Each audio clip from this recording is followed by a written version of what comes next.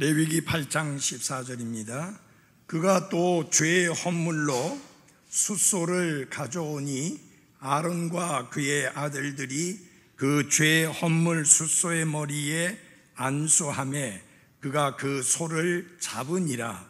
모세가 그 피를 취하여 제단의 뿔들에 돌아가며 자기 손가락으로 그 피를 발라 제단을 깨끗하게 하고 그 피는 제단 밑에 쏟아 제단을 거룩히 구별하고 그 위에서 화해를 이루니라. 또 그가 내장 위에 모든 기름과 간 거풀과 두 콩팥과 그것들의 기름을 취하고 모세가 제단 위에서 그것을 태웠으나 그 숫소와 그것의 가죽과 고기와 똥은 진영 밖에서 불로 태웠으니 주께서 모세에게 명령하신 것과 같았더라. 아멘. 기도하겠습니다. 하나님 아버지, 이 오후에 또 레위기 8장 말씀을 통해서 하나님께서 우리에게 가르쳐 주시고 또 우리가 깨닫고 배워서 삶에 실천해야 될 하나님의 말씀을 듣기 원합니다. 하나님께서 말씀을 선포하는 저를 붙드시고 말씀을 잘 풀어 선포할 수 있도록 사용해 주시며 말씀을 받는 모든 분들의 마음속에 온유한 마음으로 말씀을 받게 하시고 그 말씀의 믿음을 화합하여 받을 수 있게 해 주옵소서. 예수님 이름으로 기도했습니다. 아멘. 앉아주시기 바랍니다. 제가 읽은 말씀 중에 제일 마지막에 나오는 말씀 중에 주께서 모세에게 명령하신 것과 같았더라 라는 말씀이 나옵니다. 이게 무엇을 의미하는 말씀이냐? 모세는 자기 나름대로 자기 생각대로 자기 좋은 대로 어떤 일을 진행한 것이 아니라 하나님이 명령하신 말씀을 그대로 쫓아 그렇게 행했다는 것을 의미하는 말씀입니다. 성경을 보면 두 부류의 사람들이 나옵니다. 사울왕 같은 사람은 하나님의 말씀을 들었습니다. 그래서 그는 하나님의 말씀을 분명히 알고 있었습니다. 그런데 그는 하나님의 말씀대로 하나님의 명령대로 행하지 아니하고 자기 나름대로 자기 생각대로 자신이 편한 대로 자기가 좋아하는 대로 하나님의 말씀을 바꾸어서 변질시켜서 자기 멋대로 행했던 것을 보게 됩니다. 그런가 하면 노아라든지 금방 조금 전에 읽은 모세라든지 이런 하나님의 사람들은 항상 그 특징이 무엇이냐? 내 생각이나 내 뜻이 중요한 게 아니라 하나님이 무엇이라고 말씀하셨고 어떻게 명령했는가, 그것이 제일 중요했습니다. 그리고 그들은 하나님의 명령대로 행했고 순종을 했습니다. 여러분, 그리스도인의 삶에 있어서 중요한 건 뭡니까? 내 생각, 내 뜻, 내 견해가 아니고 하나님의 말씀입니다. 성경이 무엇을 말씀하고 있느냐? 그것이 제일 중요하다고 하는 사실입니다. 여러분들, 우리가 지난번에 공부한 내용 속에 보면은 무슨 내용을 우리가 보았느냐 하면은 제사장을 취임시키는 제사장의 취임식, 위임식에 대하여 함께 말씀을 보았던 기억이 있습니다. 그러면서 제사장이 제사장으로서 세워지기 위해서 몇 가지 조건이 제시되었던 것을 보았는데요. 여러분들이 기억할지 모르겠습니다. 제사장으로서 세우기 전에 먼저 물로 어떻게 했어요? 씻었습니다. 깨끗하게 했습니다. 그 다음에는 거룩한 옷을 입혔습니다. 그 다음에는 중요한 게 하나님이 불러 따로 세우셨다는 의미로 뭐가 있었느냐? 기름 부음이 있었습니다. 자, 이렇게 함으로 제사장의 위임식이 다 끝나버린 게 아닙니다. 또 다른 절차가 남아 있는데 제사장 취임과 위임을 위해서는 세 가지 다른 헌물들이 드려져야만 했습니다. 그것이 공식적인 제사장의 위임식이요 취임식입니다. 복잡하죠? 물로 씻어야 돼요. 거룩한 옷을 입어야 돼요. 기름 부음을 받아야 돼요. 그래서 끝이 아니에요. 세 가지 하나님이 명령하신 헌물을 드려야만 했습니다.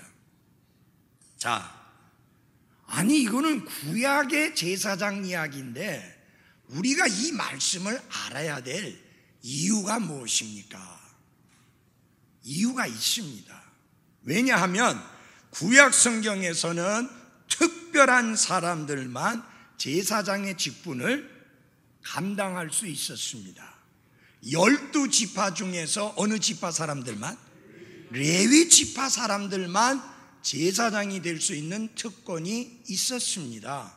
그런데 신약 성경에 보니까 모든 구원받은 성도들을 향하여 너희는 왕가의 뭐라고요?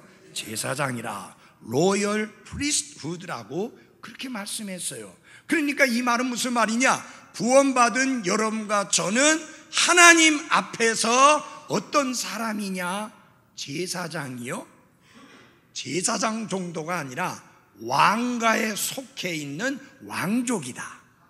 대단한 거예요, 여러분. 여러분들은 왕족입니다. 이게 별론가 봐.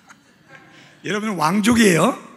그 다음에 제사장이다 라고 말씀을 했습니다. 이것을 신학자들은 만인 제사장직이라는 표현으로 설명을 하고 있고, 전신자 제사장직이라는 표현으로 설명을 합니다.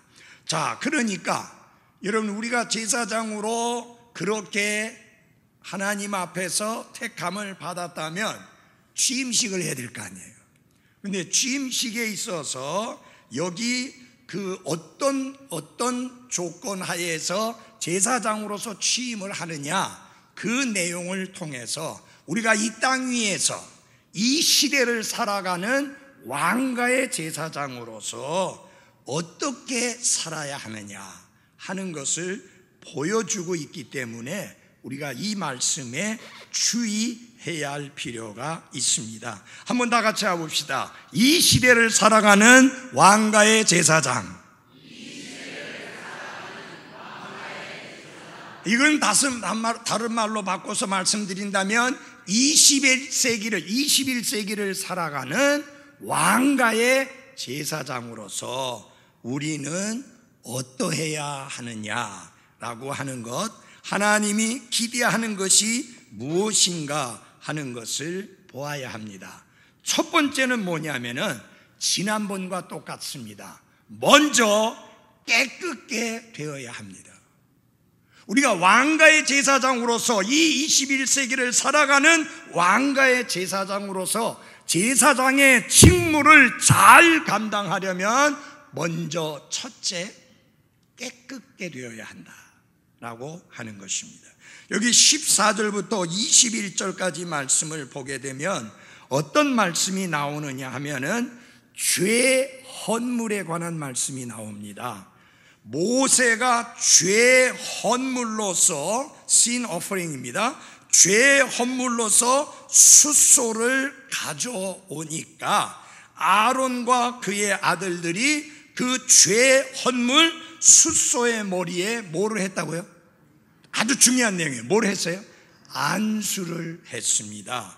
그리고 그 후에 소를 잡아서 피를 흘리고 그 단을 거룩하게 구별을 했고요. 그리고 맨 끝에 아주 중요한 게 16절에 나오는 겁니다. 그 위에서 화해를 이루니라. 여기 화해라는 것은 레콘실레이션이라고 해가지고 화목하는 거 아니에요. 화해. 왜 화해가 필요합니까? 하나님 앞에서 사람들이 하나님의 원수된 자이기 때문에 먼저 우리가 왕가의 제사장으로서 그 역할을 감당하기 전에 먼저 우리는 어떤 위치에 있어야 되느냐? 하나님과 화해한 위치에 있어야 합니다. 하나님과 원수된 사람들이 어떻게 나아가서 다른 사람들에게 하나님의 원수된 자로 살지 말고 하나님과 빨리 화해하십시오 라는 말씀을 어떻게 전할 수 있어요? 먼저 우리가 하나님과 화해한 자의 위치에 있어야 되고, 그 다음에 먼저 우리가 하나님 앞에 깨끗게 된 자가 되어 있어야 사람들에게 나가서 죄인들이여 하나님께 회개하고 예수 그리스도를 통해 하나님 앞에 깨끗함을 받으십시오 라고 선포할 수가 있는 것입니다. 그래서 취임식에 있어서 첫 번째 중요한 거, 지난번에 말씀드린 내용하고 같이 통해요. 먼저 깨끗게 되어야 한다라고 하는 것입니다. 자, 아직까지는 아론이나 그의 아들들이 제사장이 안 됐어요. 지금 취임식을 하고 있는 중이에요. 그래서 제사장처럼 책임을 지고 모든 일을 주관하는 게 누구냐? 모세예요. 모세는 제사장 아니에요. 그러나 하나님이 모세를 지도자로 세우셨고, 그래서 모세로 하여금 이것을 주관하게 했기 때문에 죄 헌물을 드리는 의식을 집행하면서 제사장이 될 아론과 그의 아들들을 위해서 죄 헌물로 숫소를 가져오고, 그 다음에 아론과 그 아들들로 하여금 그 숫소에다가 뭘 하게 했느냐? 안수를 하게 했습니다. 안수한다는 것은 그 숫소 위에 머리에 손을 얹는다는 뜻입니다. 그 후에 그 숫소를 잡아서 피를 흘리게 됩니다. 여러분, 성경은 분명히 말씀합니다. 피 흘림이 없은즉 죄의 사면이 없느니라. 아까 지난주에 왔던 분하고 잠깐 이야기를 하게 됐습니다. 여러 기독교 단체들을 섭렵하고 다닌 사람이에요. 그런데 제가 이렇게 이야기를 했습니다. 오늘 어느 날인가 언제인지 모르지만 우리는 옮겨지게 된다.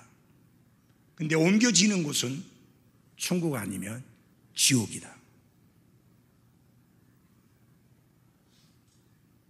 그래서 옮겨지기 전에 반드시 구원을 받아야 한다. 그렇게 이야기를 했더니 저는 날마다 구원받고 싶어서 소원하고 있습니다. 날마다 구원받고 싶대요. 그래서 제가 그런 이야기를 했습니다. 근데 구원받는 게 너무 힘들어서요. 당연하죠. 매일 구원받고 싶다는 사람은 아직 구원받았다는 말이에요, 못 받았다는 말이에요? 아직 못 받았다는 말이죠. 그래서 제가 그런 이야기를 했습니다. 구원받는 것이 어렵다고 하면 사람들 가운데 구원받을 수 있는 사람이 한 사람도 없다. 그 다음에 중요한 것은 구원받는 데 있어서 어려운 것은 하나님이 다 하셨고 우리는 은혜로 그 구원을 선물로 받습니다. 근데 구원을 받으려면, 죄들의 사면을 받으려면 반드시 뭐가 흘려져야 되느냐? 피가 흘려져야 됩니다. 피 흘림이 있어야 합니다. 그러나 나의 피나 여러분의 피는 흘려봤자 아무 소용없습니다. 왜? 더러운 죄인의 피이기 때문입니다. 그러므로 죄가 전혀 없으신 거룩하신 분이 여러분과 저를 대신해서 피를 흘려야만 죄의 사면이 가능해지게 되는 것입니다. 그것을 보여주는 것이 구약의 많은 숫소나 양이나 소가 죽은 그 사건들이 보여주는 상징이요 그림입니다. 여러분, 그 운전을 하시는 분은 아시죠? 어느 골목 앞에 가면 빨간 판에 하얗게 손짝 그어져 있는 거 보입니다. 뭐예요? 일방 통행이니 진입 금지라는 말이에요. 근데 일방 통행 진입 금지 왜 그렇게 안 써놓고 그렇게 상징적인 그림으로 하는가? 여러분, 일방 통행 진입 금지 그거 그렇게 쭉 써놓으면 이미 그 안으로 들어가 버려요. 그거 읽다가 그 안에 들어가 버려요. 근데 그런 그림이 있으면 빨리 알게 되는 거예요. 하나님은 구약 성경에서는 그런 식의 팻말로 가르쳐 주는 거예요. 빨리 알아듣고 이해할 수 있도록. 그러면 죄의 헌물이라고 하는 이 간판이, 이 상징물이 여러분과 저에게 보여주는 것이 뭐냐? 인간은 죄 사면이 필요하고, 그리고 인간의 스스로의 노력으로는 죄를 용서받을 수 없고, 대신 죽으시는 그분의 희생의 죽음을 통해서만, 그 피 흘림을 통해서만 죄들을 용서받을 수 있다는 것을 가르쳐 주시는 것입니다. 그런 거예요. 그래서 죄의 헌물을 가져오고, 그러면 자 보십시오. 죄의 헌물 가져와 갖고 그대로 죽여서 피 흘리는 게 아니라, 그래 하기 전에 뭘 했다고요? 그 숫소 위에다가 손을 얹고 뭘 했다고요? 아니, 점심 잘 드시고 왜 이렇게 힘이 없습니까? 나는 지금 목소리도 잘 안 나오다 있는 힘을 다해서 소리치는데, 자, 그 숫소 위에 손을 얹고 뭘 했다? 안수를 했습니다. 이게 무슨 의미냐? 아까 말씀드렸죠. 이건 상징적인 행동이에요. 무엇을 상징하는 행동이냐? 하나님, 제가 범한 죄 때문에, 죄가 하나님 앞에서 죄인이기 때문에 하나님의 심판과 저주를 받아야 마땅한데, 이 죄의 헌물이, 이 sin offering이 저를 대신해서 죽고 피를 흘립니다. 그러므로 이 피 흘림을 통해 저를 용서해 주시고 받아주시고 하나님과의 화해를 허락해 주십시오. 그런 뜻이에요. 그러니까 이게 손을 얹는 그 순간에 무슨 의미냐? 다 같이 합시다. 전강. 이 어려운 말이에요. 옮긴다는 말이에요. 내가 그 위에 손을 얹고 내 죄들을 자백하면서 내 죄를 그 숫소에다가 옮기고, 그 숫소는 내 죄들을 대신해서 죽는 겁니다. 그게 손을 얹어서 안수하는 의미인 것입니다. 여러분, 성경 말씀에 보면 그리스도께서 우리 모든 사람의 죄들을 대신 지셨다. 친히 나무에 달려 그 몸으로 우리의 죄들을 지셨으니 그분에게로 옮겨진 거예요. 우리 모든 사람들의 죄가 그분에게 옮겨진 거예요. 예수님 이전이나 예수님 이후나 앞으로 태어날 모든 사람들의 죄들이 예수님에게 옮겨졌고, 예수님은 십자가 위에서 여러분과 저를 대신해서 피 흘려 죽으심으로 우리 모든 사람들의 죄값을 대신 지불해 주신 것입니다. 그래서 누구든지 그 예수님의 피를 통해 깨끗게 된다. 그러니까 잘 들어보십시오. 왕가의 제사장으로서 그 직무를 감당하기 전에 먼저 예수님의 흘리신 피로 깨끗게 되는 경험이 먼저 있어야 한다 하는 것을 보여주는 것입니다. 자, 그런데 여러분 잘 보십시오. 왜 죄 헌물을 드렸어야 했을까요? 제사장으로서 취임하는 그런 입장에서, 여러분, 제사장 자신도 죄를 지었고 죄를 짓습니다. 그래서 제사장은 이제 앞으로 백성들을 위해서 하나님 앞에서 대신 헌물을 드리고 희생물을 드리는 일을 해야 되는데, 그 일을 하기 전에 제사장이 먼저 하나님 앞에서 어떻게 돼야 돼요? 깨끗게 돼야 돼요. 먼저 깨끗하게 돼야 되는 거예요. 제사장들을 위해, 백성들을 위해서 하나님 앞에 희생물을 드리는 그 직분을 감당하기 전에 제사장 자신도 하나님 앞에서 백성들과 똑같이 죄인이고 똑같이 죄를 짓기 때문에 먼저 제사장 자신이 깨끗하게 돼야 된다. 그래서 먼저 제사장은 누구를 위해서? 백성들을 위해서가 아니에요. 누구를 위해서요? 자신을 위해서. 자신을 위해서 죄의 헌물을 드려야만 했던 것입니다. 자, 우리 그 말씀을 보겠습니다. 신약성경 히브리서 7장 27절입니다. 히브리서 2장 17절.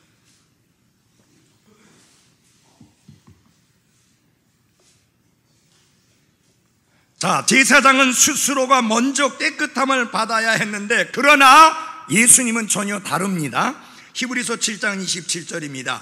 그분께서는 저 대제사장들과 같이, 그 다음에 같이 읽겠습니다. 시작. 먼저 자기의 죄들로 인하여 날마다 희생물을 드리고 그 다음에 백성의 죄들로 인하여 희생물을 드릴 필요가 없으시니 이는 그분께서 친히 자신을 드리실 때에 이 일을 단 한 번에 행하셨기 때문이라. 예수님은 자기 자신을 위하여 희생물을 드릴 필요가 없습니다. 왜? 그분은 거룩하신 분이기 때문에. 그러나 그분이 십자가 위에서 자기 자신을 희생물로 드렸을 때 과거와 현재와 미래의 모든 죄인들의 문제를 단번에 해결해 주시는 단 한 번의 희생 헌물로 완전한 속죄를 이루시게 된 것입니다. 여기 나오잖아요. 저 대사장들, 구약에 나오는 대제사장들, 제사장들은 먼저 자기의 죄들로 인하여 희생물을 드리고 그 다음에 백성의 죄들로 인하여 희생물을 드렸다. 그래서 이 제사장 취임식, 위임식을 하기 전에 먼저 제사장 자신이 깨끗게 되어야 되기 때문에 죄의 헌물을 드렸다라는 이야기입니다. 이해하시겠어요? 예. 자, 그래서 여러분과 제가 다른 사람들에게, 불신자들에게 구원의 복음을 전하고 그들을 예수님 앞으로 인도하기 위해서는 먼저 우리가 예수님을 통해서 구원받고 죄사함 받고 영원한 생명을 얻은 분명한 경험과 확신이 있어야 하는 것입니다.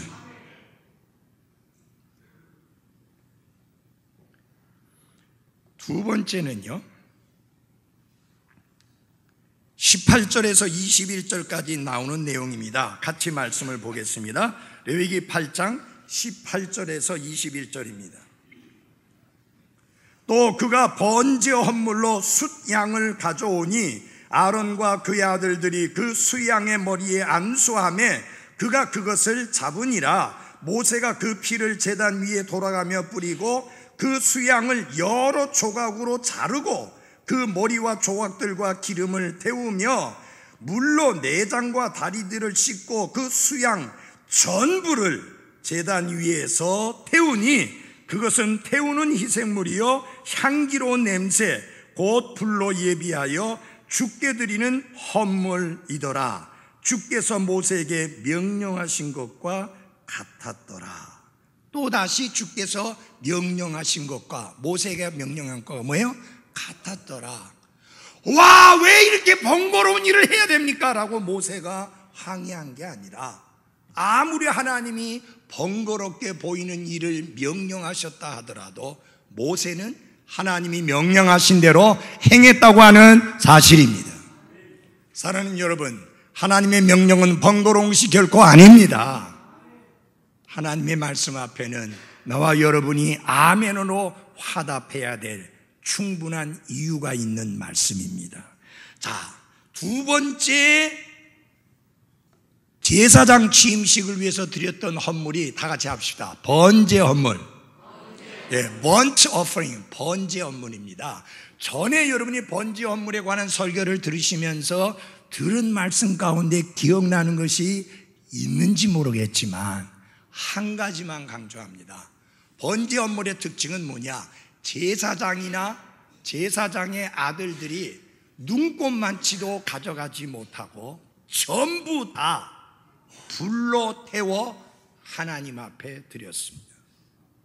제사장이나 백성의 몫으로 돌아간 게 하나도 없습니다. 전체를 불로 태워 하나님께만 드렸습니다. 그것을 지난번에 제가 설명하면서 온전한 헌신의 상징이다 라는 것을 말씀드렸습니다. 사랑하는 그리스도인 여러분, 이제 하나님께서 제사장을 세우시면서 하나님이 원하시는 게 뭐냐? 부분적인 헌신, 부분적인 순종이 아니라 절대적인 순종, 전적인 헌신, 온전한 헌신을 원하시는 하나님의 마음을, 그분의 계획을, 그분의 뜻을 보여주는 게 번제 헌물이다. 그래서 제사장으로서 위임하면서 제사장으로서 취임식을 거행하면서 결국 하나님이 아론과 그의 아들 된 제사장들에게 하시는 말씀이 뭐냐? 온전한 헌신을 하나님께 드려라. 완벽한 헌신을 하나님께 드려라. 하나님은 온전한 헌신을 원하신다. 마치 하나님만을 위해서 번제 헌물 전체를 불태워 하나님께 드리듯이 너의 삶 전체를 불태워 하나님께 드리는 헌신을 하거라. 그런 의미가 번제 헌물입니다. 이해하시겠습니까? 예. 그 숫 양을 여러 조각으로 자르고 내장을 다 꺼낸 뒤에 그 숫 양 전부를 제단 위에서 불로 태워 하나님 앞에 드렸는데, 이거는 모든 것을 하나님께 바친다라는 의미입니다. 우리가 찬송은 그거, 우리 교회에서는 요새 참 그 찬송 안 부르는데, 그 찬송가 이 말씀 드리니까 생각나는 거 있어요? 무슨 찬송? 내게 있는 모든 것을 아낌없이 바치네. I surrender all. 얼마나 그 찬송을 부담 없이 부릅니까? 그러나 정말 진정한 의미에서 모든 것을 아낌없이 하나님 앞에 바치고 있느냐 하는 것입니다. 왕가의 제사장인 여러분과 저에게 하나님이 원하시는 것은 온전한 헌신, 완전한 헌신, 전적인 헌신을 원하고 있는데, 과연 우리는 하나님 앞에 그렇게 온전히 드리는 헌신을 하고 있는가? 라고 하는 것을 살펴볼 필요가 있습니다. 하나님이 위임식, 취임식 이전에 번제 헌물을 끌고 와서, 아까는 숫소였죠. 앞에 거는 이건 뭐예요? 순양. 순양을 끌어다가 다 태워 하나님 앞에 드리라고 그렇게 말씀을 했습니다. 번제 헌물을 위해서는 반드시 그 숫양은 죽어야만 했습니다. 사랑하는 그리스도인 여러분, 우리의 삶 속에 진정한 헌신이 이루어지려면 내가 죽어야 합니다. 내가 죽어야 합니다. 내가 죽지 않기 때문에 그리스도인답지 못한, 왕가의 제사장답지 못한 모습이 나오고, 그런 말이 터져 나오고, 그런 행실이 나오고, 그런 생활이 나오게 되는 것입니다. 사도 바울은 이렇게 고백합니다. 나는 날마다 죽노라. 여러분, 그리스도를 위하여 순교하는 것보다 더 어려운 게 뭔지 압니까? 날마다 죽는 것입니다. 죽음은 죽으리라는 책으로 한국교회 성도들에게 큰 축복을 끼쳤던 고 안희숙 여사를 아시는 분들은 아실 겁니다. 혹시 아시는 분이 있어요? 안희숙 여사. 예. 그분이 죽음은 죽으리라는 책을 썼습니다. 그럼 왜 그 책을 썼는가? 그분은 일제시대에 순교자가 될 뻔했지만 날짜 다 정해져 있었는데 해방이 되는 바람에 죽지 않고 살았어요. 그분은 주기철 목사님 등과 같이 감옥 생활을 했는데도 왜 순교의 기회를 주시지 않는지 하나님 앞에 자주 기도했습니다. 근데 나중에야 순교하는 것보다 사는 것이 더 어려움을 깨닫고 하나님 왜 나를 데려가지 않으시고 날마다 순교하게 하십니까? 라고 기도를 드렸다고 간증을 했습니다. 근데 그분이 죽으면 죽으리라는 책을 쓰고 난 다음에 그 다음에는 죽으면 살리라. 여러분, 이게 뭐냐? 성경에 보면요, 이렇게 소위 파라독스라고 하는 모순적인 이야기 많습니다. 주라, 그러면 오히려 넉넉하게 받으리라. 죽어라, 그러면 오히려 살리라. 잃어버려라, 그리하면 도로 찾으리라. 여러분, 왜 제대로 그리스도인의 생활이 안 됩니까? 내가 안 죽어서 그래요. 내가 안 죽으니까 그리스도인의 생활이 안 돼요.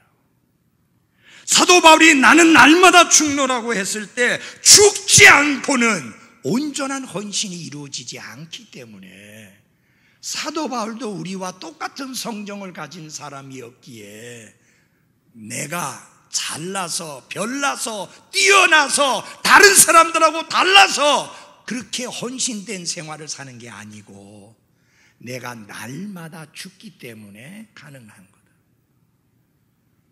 그래서 안희숙 여사가 죽으면 죽으리라 하는 것을 쓰고 난 다음에 죽으면 살리라는 책을 썼어요. 그 다음에 세 번째 책을 썼어요. 그럴 수도 있지. 한 번은 그 호텔인가 갔는데 종업원이 너무 불친절한 거예요. 그래서 기분이 막 상했어요. 그래서 좀 조용히 물었어요. 제가 볼 때 오늘 나한테 너무 불친절한 것 같은데 왜 그랬느냐 하니까 자기 사정을 이야기하는데 너무 아픔과 상처가 있는 거예요. 그날 일하러 오기 전에 그런 일이 있었던 거예요. 그 이야기를 듣고 나서 그래, 그럴 수도 있지. 그래서 그 책을 쓴 거예요. 여러분, 살아가면서 열받칠 때 요 말 한마디만 하세요. 그래, 그럴 수도 있지.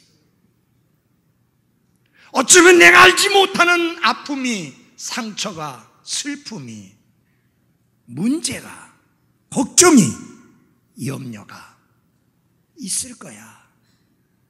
그러니 그렇게 반응을 보이지. 그래, 그럴 수도 있지.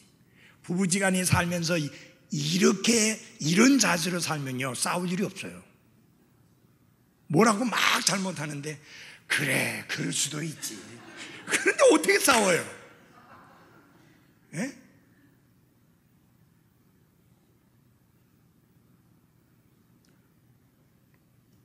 그런 고백은 정말로 헌신된 그리스도인의 고백이다. 네. 여러분, 아침에도 말씀드렸잖아요. 다른 사람이 나를 기쁘게 하도록 하기 위한 그런 삶을 살려고 하면 내 삶은 비참해집니다. 내 기쁨을 다른 사람에게 걸어놓고 살지 마십시오. 우리의 기쁨을 하나님께 걸어놓고 살아야 합니다.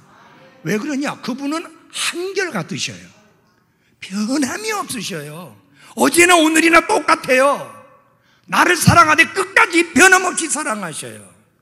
그러나 인간의 사랑과 인간의 환대와 인간의 친절은 시시각각 변해요. 거기다가 내 기쁨을 걸어놓고 살면 나는 상처만 받을 뿐입니다. 남편에다가 내 기쁨을 걸어놓고 살지 마십시오. 아내에게다 내 기쁨을 걸어놓고 살지 마십시오. 자식에게다 내 기쁨을 걸어놓고 살지 마십시오. 돌아오는 것은 뭐냐? 실망, 낙심, 분노, 배신감, 그런 거예요. 주님께 기쁨을 걸어놓고 살면 확실합니다. 저는요, 스바냐 말씀 중에서 저 그 말씀 너무 좋아요. 하나님이 나로 인하여 기뻐서 어쩔 줄을 모른다. 아니, 내가 뭐라고? 그 크신 하나님이 나를 인하여 기뻐서 어쩔 줄을 몰라 하실 정도로 나를 기뻐하신다. 여러분, 우리가 잘했기 때문이 아니라 우리를 우리 그대로 기뻐하십니다. 사람들은 조건이 있어요. 이렇게 하면 내가 좋아하고 이렇게 하면 기뻐하고. 그런데 하나님은 그런 조건이 없어요. 내가 너를 기뻐하노라. 하나님 말씀하십니다. 그러므로 사랑하는 그리스도인 여러분, 하나님 앞에서 그리스도인으로서 당당하게 살아가시기를 바랍니다.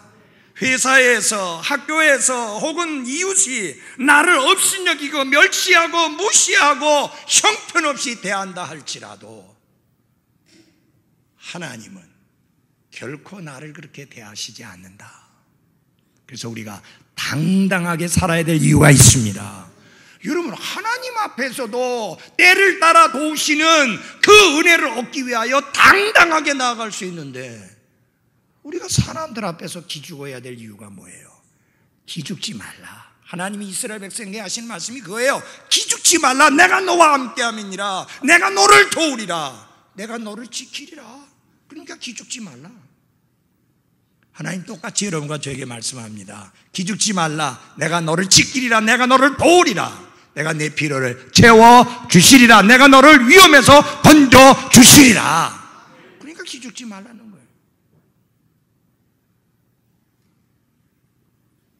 여러분, 일찍이 구원받고 믿음 생활하는 것의 특권이 뭔지 알아요? 아무리 환경이 안 좋아도 기죽지 않고 사는 거예요. 예. 여러분이 저를 볼 때 아무리 쳐다봐도 목사님 고생하면서 생활하고 고생하면서 컸겠다는 생각 안 가지죠? 아무도 그런 생각 안 해요. 근데 실제로는 그랬어요. 요사이는 절제한다고 두 끼 먹지만 그때는 먹을 게 없어서 두 끼 먹었어요. 때로는 한 끼만 먹었어야 됐어요. 저는 배고픔이라는 게 뭔지를 경험한 사람입니다. 헐벗는 것이 무엇인지를 경험한 사람입니다. 옷이 없어서 다른 사람이 입던 옷을 주어서 그 옷을 입으면서 제가 이렇게 기도했습니다. 하나님, 제가 언제까지 이렇게 누군가로부터 받기만 하고 삽니까? 하나님, 저도 줄 수 있는 사람이 되게 해 주십시오. 오죽하면 그런 기도했겠어요. 우리 신학생 때, 그때는 미국에서 구제품 많이 왔어요. 옛날에 구제품 많이 왔잖아요. 그런데 여러분, 우리나라 사람들은요, 구제품 보내면 집에 있는 것 중에서 제일 좋은 거 들고 와요. 절대 떨어지거나 낡은 거 안 들고 와요. 근데 미국 사람들은 그냥 낡은 거 그대로 보내요. 그래서 이렇게 바지를 보면은요, 뭐라 그래요, 그거를? 이렇게 할랑랑 해가지고 거의 이제 며칠만 입으면 이제 은빈이 다 보일 정도로 그런 거예요. 그러면 그 양복을 갖다가 천을 대고 드륵 밀어가지고, 그 이제 구제품이 오면 이제 서로 이제 어떤 사람은 딱 집었는데 위에 걸 집었어요. 그러면 이제 밑에 거 집은 사람에게 그거 내줘. 밑에 거 집은 사람은 그거 내줘. 여러분, 그래가지고 그게 미국 사람들이 입던 거니까 얼마나 큽니까? 그래서 이거를 시장에 가가지고 일본 이 쪽발이 말로 하면은 우라카이라고 하는 거예요. 뒤집어 엎는 거죠. 그래서 지금은 이 주머니 여기 왼쪽에 있잖아요. 그걸 뒤집어서 만들어버리면, 줄여버리면 주머니가 오른쪽으로 갑니다. 네. 그렇게 해서 입고도 기죽지 않고 설교할 때는, 여기 강비현 부회님 여기 앉아 계시지만 제가 신학교 다닐 때 고생할 때 다 보셨거든요. 네. 저 강비현 부회님하고 같이 배추 장사도 하고 연탄 장사도 하고, 그래서 배추 싣고 연탄 싣고 온천장 누비고 돌아다녔어요. 하나도 안 부끄러워. 왜 부끄럽냐고, 죄 짓는 것도 아닌데. 근데 그게 고생스럽지가 않더라고요. 왜? 당당하니까. 나는 하나님의 사람이다. 나는 하나님의 자녀다. 나는 하나님의 사랑받는 자다. 당당함이 있으니까 죽기 죽을 필요 없어요. 일찍이 구원받았기 때문에 그 믿음 속에서 살아놓으니까 그 극한 가난 속에서도 그렇게 밝게 환하게 당당하게 살 수 있는 거예요. 그래서 저는 예수님이 너무 좋아요. 이 예수님을 믿는 믿음의 생활이 너무 좋아요. 얼마나 놀라운 특권이고 얼마나 놀라운 축복이고 얼마나 놀라운 기쁨인지. 그래서 일찍이 예수 믿고 구원받은 게 너무 감사해요. 근데 요새는요, 일찍이 예수 믿고 구원받아도 모든 게 다 농농하니까 애들이. 요새 주일 학생들이요, 대단하더라고.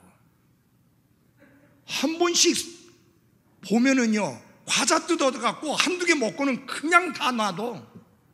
어떤 경우는 하나도 안 뜯었는데 쓰레기통 속에 들어있어요. 그래서 이거 뒤져갖고 끄집어내가지고 내가 먹어요. 애들이. 그 다음에 어떤 경우는 있냐, 우리 주일학교 선생님들이 생각 고심해서 과자를 사서 준비해 놓으니까 나 그거 안 먹어요. 아니, 제가 알고 있는 대로 우리 교회 갑부 자식들이 하나도 없는 것 같은데. 근데 안 먹는데요. 나 그런 거 안 먹어요. 야, 가서 집에 가서 뭐 엄마 주든지 뭐 하든지. 그래도 안 가져가요. 또 배가 너무 불러. 그래서 감사가 없어요. 여러분, 옛날에 우리 여름 성경학 같은 거 하면 애들을 갖다가 골목에다가 신문지 깔고 거기다 앉혔어요. 애들이 여름이니까 땀이 쫄쫄 흐르는데 이게 새까만 국물이 돼갖고 흘러내려요. 요새 같으면 우리 목사고 뭐고 다 끌려갔을 거예요. 아동학대로. 애들 뭐 바닥에 앉혀가지고 아니, 애들이 400명씩이나 오는데 예배당에 어떻게 다 감당해요? 그냥 골목에다 앉히고 우리 저 교회 나오는 사람 그 마당에 앉혀서 가르치고 막 그렇게 해갖고. 그때 뭘 줬느냐, 쭈쭈바를 줬는데 한 개 50원이었어요 그런데 애기 엄마들이 여름 성경학교 오지도 않은 애를 갖다가 보내가지고 너 가서 저 쭈쭈바 받아오라고. 그렇다고 너 안 왔으니까 못 줘 하고 할 수도 없잖아요. 그때는 애들이 그 쭈쭈바 하나 받은 것 때문에 얼마나 감격해 하는지. 요새는요, 쭈쭈바 1,000원짜리 줘도 감격 안 해. 저 이런 거 안 먹어요. 저는 그 설레임 그런 거나 먹어요. 정말 감사치 않는. 사랑하는 그리스도인 여러분, 그런 아이들의 모습을 보면서 부모된 저희들은 뭘 배워야 되느냐. 나는 정말 하나님이 풍성한 은혜를 베풀어 주셨는데 얼마나 감사하고 있는가.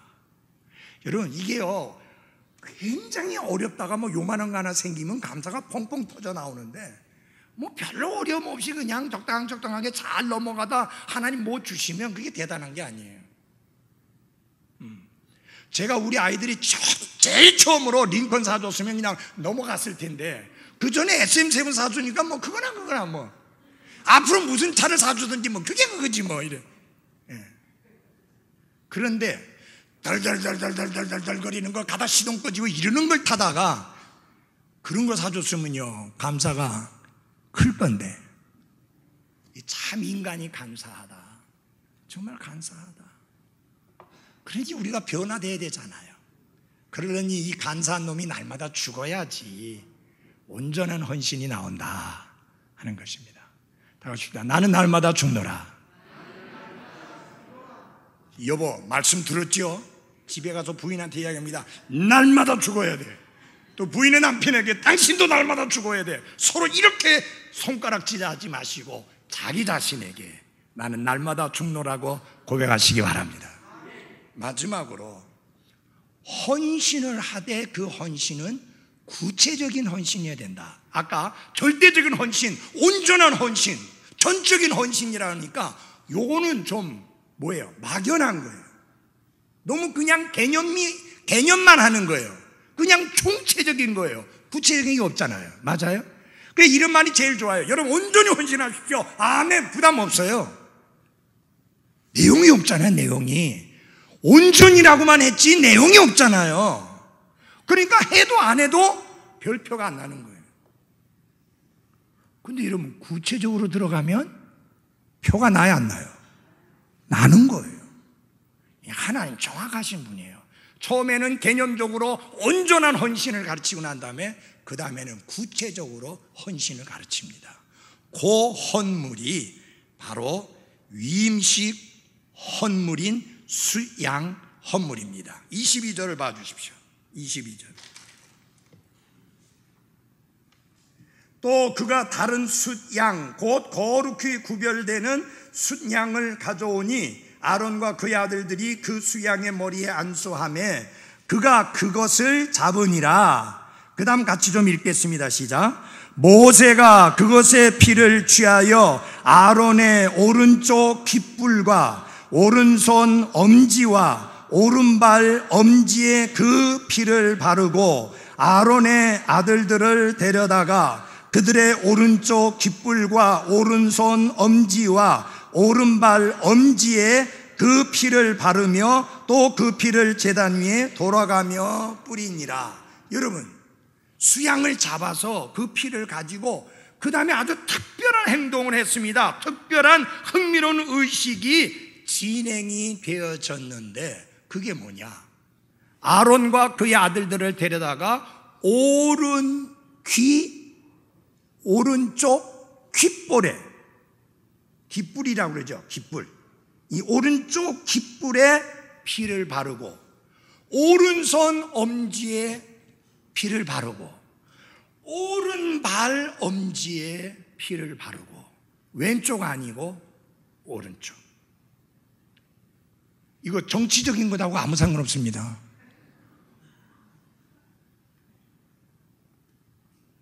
어떤 사람이 설교를 하면서 이 오른쪽 이야기를 하면서 그래서 우리가 우파가 돼야 된다는 식으로 설교를 하더라고요.